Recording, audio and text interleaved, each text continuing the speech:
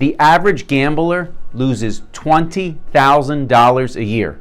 And a recent study shows that 16 to 24-year-olds are the most prone group in the United States to develop a serious gambling addiction. The problem is that the ease of online gambling has made it an impulse gambling problem. People can gamble from any location, from their bedroom, from their shower, from their car, 24 hours a day. As a New Jersey bankruptcy attorney, I want to tell you that gambling is one of the largest issues that I see every day in my practice and that we have to take steps to fix. My name's Attorney Lee Perlman. I'm a New Jersey bankruptcy attorney. I've been helping consumers in the state of New Jersey since 1994 get a financial fresh start. In this week's video, we are going to discuss online gambling and how it has created an uncontrollable problem for many New Jersey consumers. Many people are not aware of some of the issues surrounding online gambling and how it really differs from your old traditional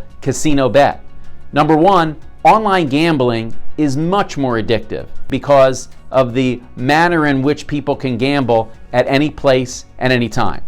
Plus, online gambling has a plethora of games, particularly sports betting, and you can gamble on any game, anytime, at any place in the country or the world, making online gambling very, very, very common and very, very pervasive.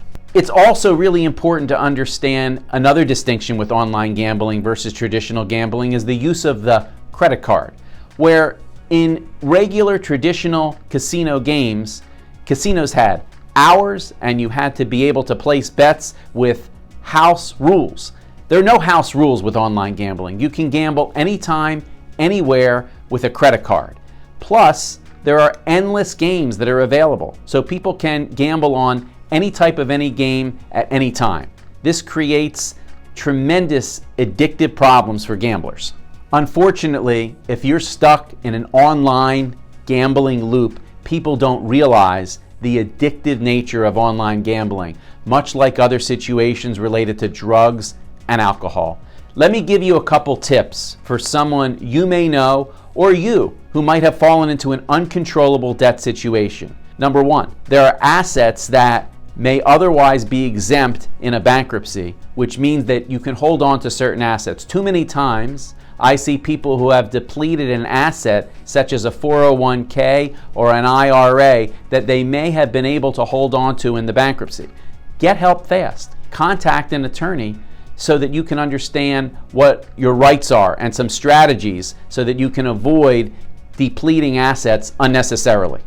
Number two, if you realize you are experiencing financial distress related to online gambling, there are some strategies you can take right away to help yourself, which include freezing your credit cards or putting a freeze on your credit reports.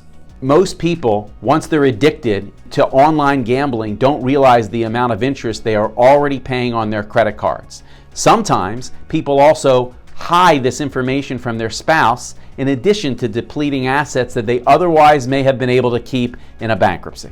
Let me tell you a story about the Clarks, who really were in a situation like I described before. They had come to me with significant online gambling problems. The husband had hid the fact that he was gambling to his spouse. By the time they came to see me, they had disclosed that to one another, but regrettably, they had depleted a 401k and an IRA that they otherwise may have been able to hold on to in the bankruptcy. That's why it's important, if you or someone you know recognizes someone has an online gambling problem, to seek help as soon as possible.